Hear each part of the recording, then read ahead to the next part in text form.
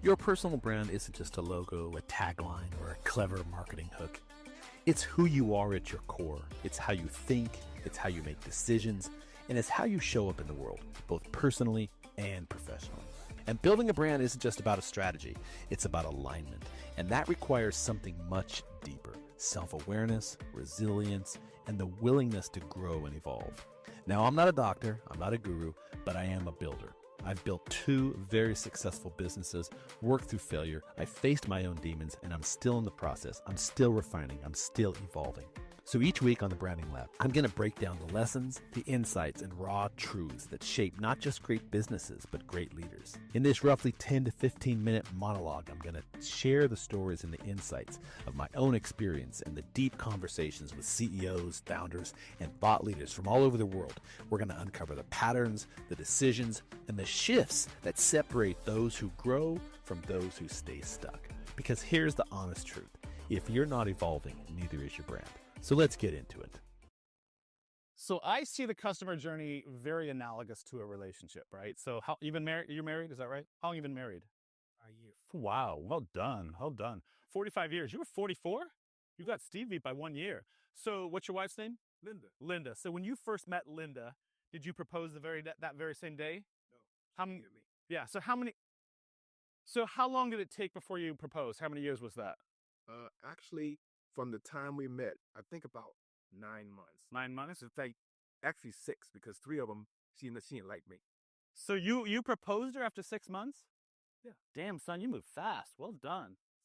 And different time, but nonetheless, the point is, horrible example to choose from. All right, but the point I'm trying to make, even if 6 months, you didn't propose the next day, right? So I see the customer journey very similar to that, right?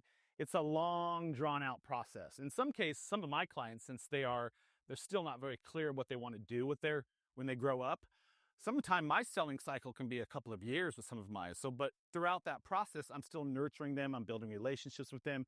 I'm taking them to coffee, whatever the things that you do in your relationship building. And so the point that I want to talk about in this presentation today, that the customer journey for me, it's not overnight. It takes time. It takes nurturing. It takes building trust. You know, the whole know, like, trust paradigm. That's how you build long-time customers. And so I'm going to talk a little bit about my business and some of what I've done in the shifts and the pivots I've made. Most of my current clients came from previous business models or previous companies that I owned, which is interesting because I spend a lot of time on nurturing my relationships with my clients. Like, it's literally everything to us. So I kind of got ahead of myself, but I did want to bring out this quote that came from me. A brand is no longer what we tell the consumer it is what the consumers tell each other it is. And so I want to really hone in on the customer perception a lot. I want you to wrap your head around that in this presentation. What you think you do is not what your customer thinks you do. And what you deliver to them is not always necessarily what your customer thinks you deliver to them, okay? So keep in mind perception, right? So keep that in mind as we move through this. So a couple of things I'm going to talk about today is understanding the journey. We're going to talk about some practical tips and strategies in that customer journey that you can utilize. I will share a handout with this as well. You're going to be able to download this when I finish. And then I'm going to actually go through a case study. And then if we have time for Q&A, I think we're both going to come over for Q&A. Is that what I heard? All right. So some data first.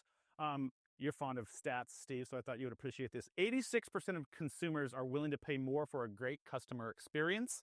92% of them trust recommendations from friends and family over any other type of advertising. So what does that tell me? And you can find data like this all over the internet, right? But this data tells me that people don't buy your product. They buy the relationship or the reason you're doing what you're doing, right? And that's part of your customer journey. And this is the thing I really want to hone in on. For me, the customer journey is literally every single touch point from the time they first become aware of you to the time you hold on to them in a retention capacity. Does that make sense? So how do you build raving fans? How do you get that loyalty? It's exercising all the things that you do within that customer journey so that when you finish the life cycle of a project, for example, you still have them in bed with you for a future project, whether you're segregating data for a new upscale or whatever it might be. So the point is that everything you do, how you answer the phone, whether you have your car. I had a dude the other day, this is a true story. I'm on the freeway and this dude's cutting people off and he's like flipping people off. He pulls up to the light. I'm like 3 cars behind him, and he has his entire car wrapped in his business, right? I'm like, that has got to be the dumbest mofo on the planet. Like, if you have road rage, take this car wrap off your car, first of all.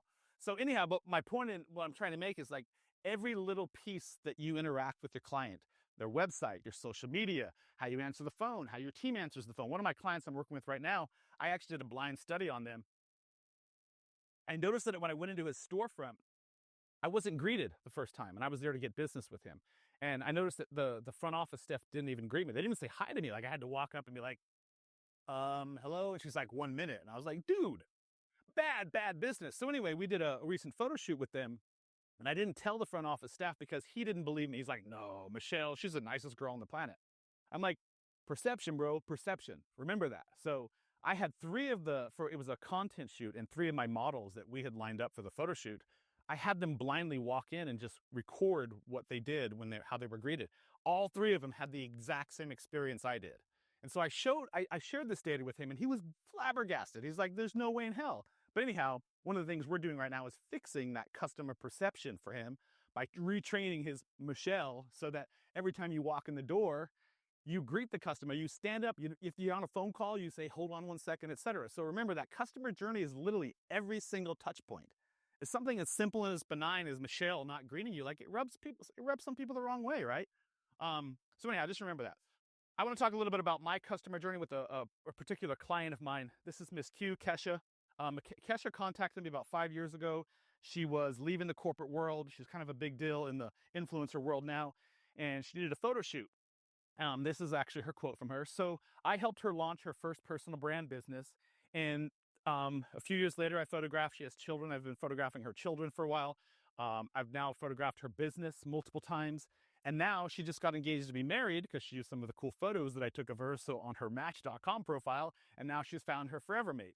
So the point in me telling you these stories is that I've known Kesha for 5 years. I started off just doing a benign photo shoot for her. That led to something else. That led to something else. That led to something else.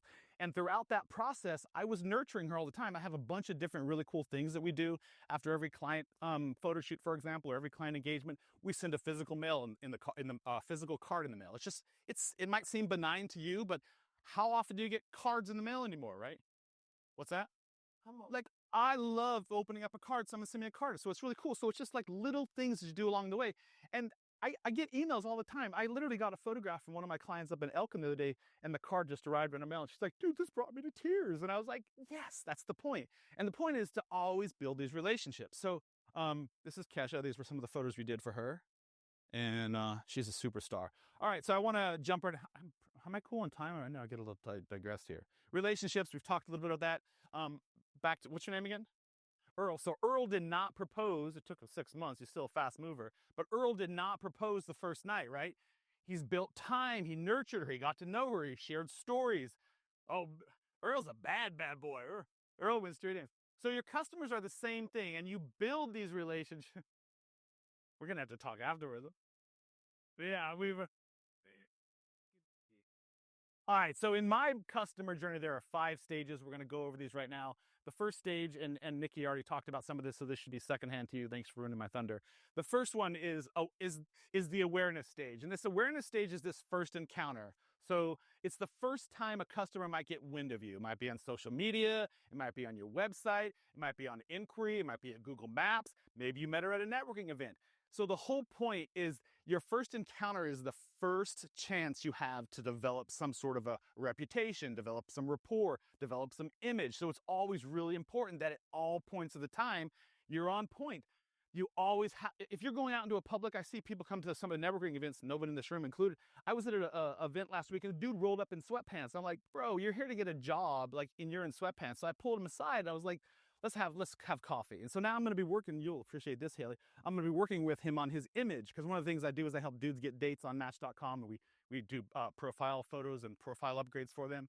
So yeah, I'm like, dudes, it's mostly dudes. Like, dude, we are the most clueless people on the planet sometimes. So yeah. I see the Debo. Hi. So anyhow, so first stage is awareness. And so how I think of awareness is I think of it's my first impression, right? So my current partner, I'm dating right now. It was my first impression, and I did pretty well with it because I learned from my prior first two encounters that my first impression didn't come off so well, like your wife didn't like you. So there's things that you can do in your business, right, to clean things up, shore things up.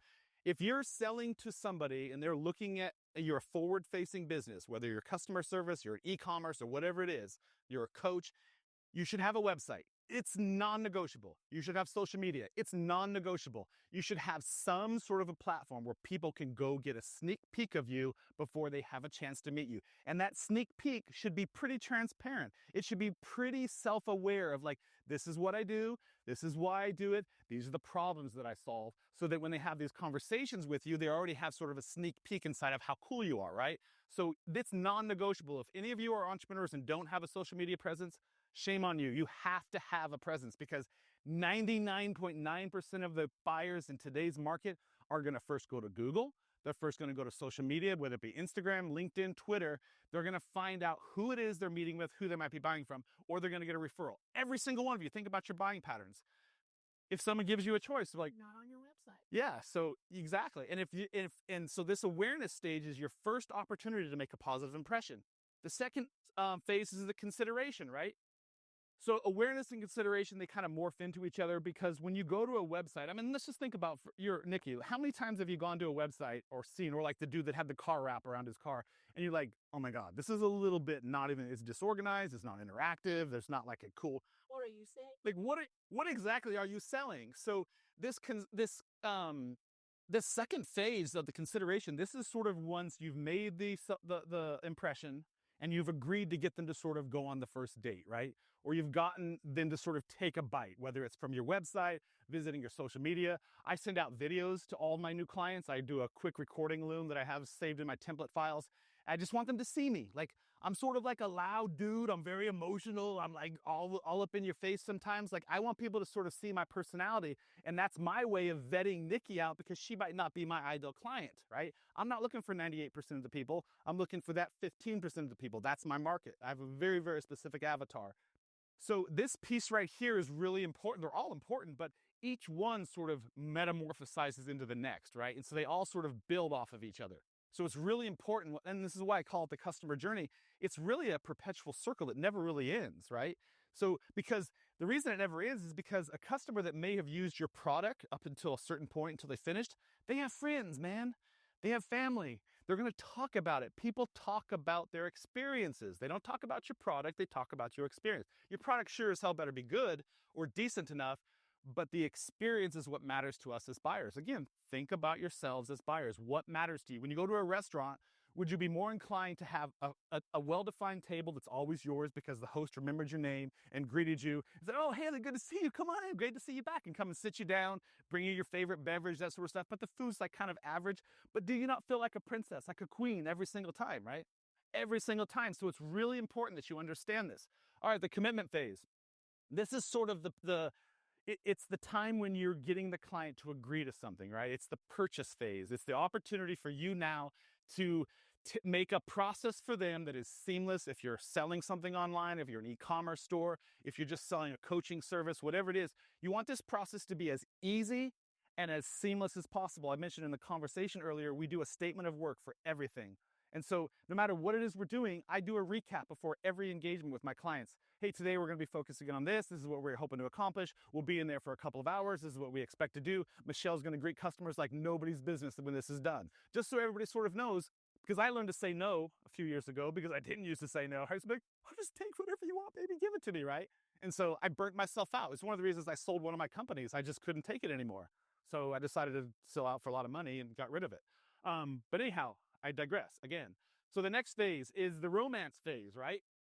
This is the retention phase. This is like, how do you communicate with your client on an ongoing basis? How do you provide them excellent customer service? How do you make sure that their purchase has qualifiable refunds? Or how do you make sure that your communication is really on point at all different levels? And it's really important, this phase for me, the biggest piece here is the second to last bullet. It's the community building.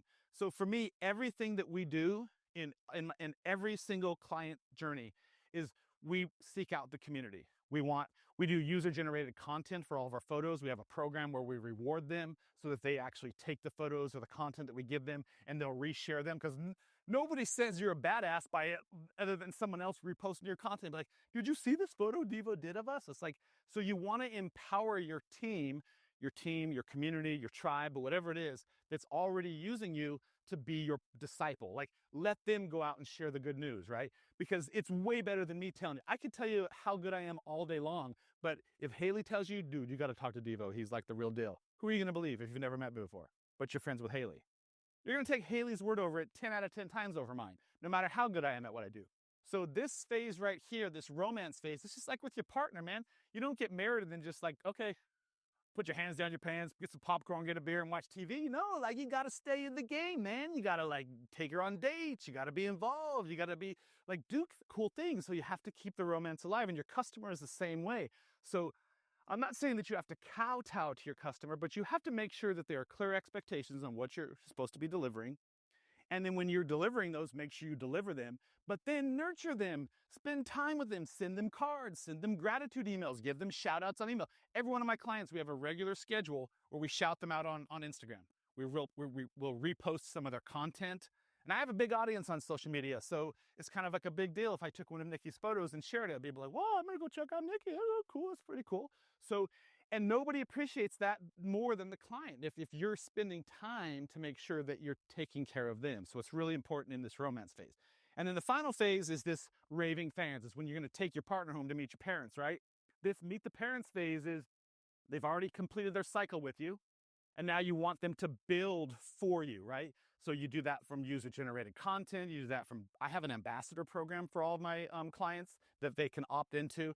It's pretty cool, man. You can make like $5,000 at one of our top tier programs in our ambassador program. Like, who doesn't want a $5,000 check, right? So we spend a lot of time on the customer journey. 90% of my current business comes from referrals. 90%. 90% of my business comes from referrals. And a large percentage of the rest of it comes from social media because we spend so much time on social media, specifically Instagram, working in that sandbox. And again, back to my first point, if you're not on social media, you're missing out on a huge opportunity to build a relationship with 7.5 potential customers, 7.5 billion potential customers. Nobody's not online anymore. So you talk about the 98% up here. It's really, there's 7.5 billion people on the planet that you could potentially, I have clients all over the world. I'm flying to Mexico next month. I have a client in Mexico that I'm going to be going down and shooting content for. I'm headed out to California this year. I'm headed to Portugal this year. These are all people that I have met or referred to me in various cycles. And I'm not telling you that stuff to brag. It's just like, my biggest part of my business is relationships. And Steve said it many times. Sudev says it. Relationships are everything. And relationships are your customer journey. How do you take care of your customer? Like, how much easier is it? Just think of this way if you're lazy. How much easier is it to convert an existing customer to something else that you've already sold them to versus working on a new customer? Dude, it's like not even a conversation. I can take an existing customer like Kesha. I sell her everything. She comes to me for everything. Like, she got a new puppy. Devo, can you come over and take some photos of my puppy? Yeah, I'll be there tomorrow. I can do this. Like, it's just, and she refers me to all of her neighbors. It's like, it's just this repetitive, appreciative cycle that just compounds over time. And the more you do it, the more you collect, the more you collect, the more you do it, right? So, how much time? I'm cool on time? 1 minute. Whew. All right, let me fly. I was going to give you guys a little activity to do, but I'll quickly explain this. I'll send this in the download. This is how you do raving fans. I just was going to repeat all these, but I've kind of already talked about all of it. So let me just get to the end. I do want to do one case study. All right, so you all notice I'm wearing Taft boots. Hello, my stylish boots right here. All right, so I've been a Taft customer since it's almost going on 6 years now. And the reason I love Taft shoes, and you'll see me, I've got about 50 of them. They custom make them, first of all. You can have a shoe custom designed for you. They're a little bit pricey, but they're worth it. And if you go to their social media, you'll see that everything they do is about the end user. Most of their social media is reposting other people's content. I'm on their social media page because I've taken many photos of my classy boots.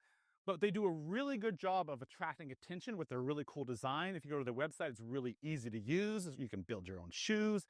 I just ordered a couple of pairs last week, and I literally called them up on the phone. And this is not because I'm me. They actually answer the phone to their customers. And she spent like 15 minutes on the phone resizing shoes that I had ordered. And she's like, just send them all back. This is too much work. We'll just get you some new ones.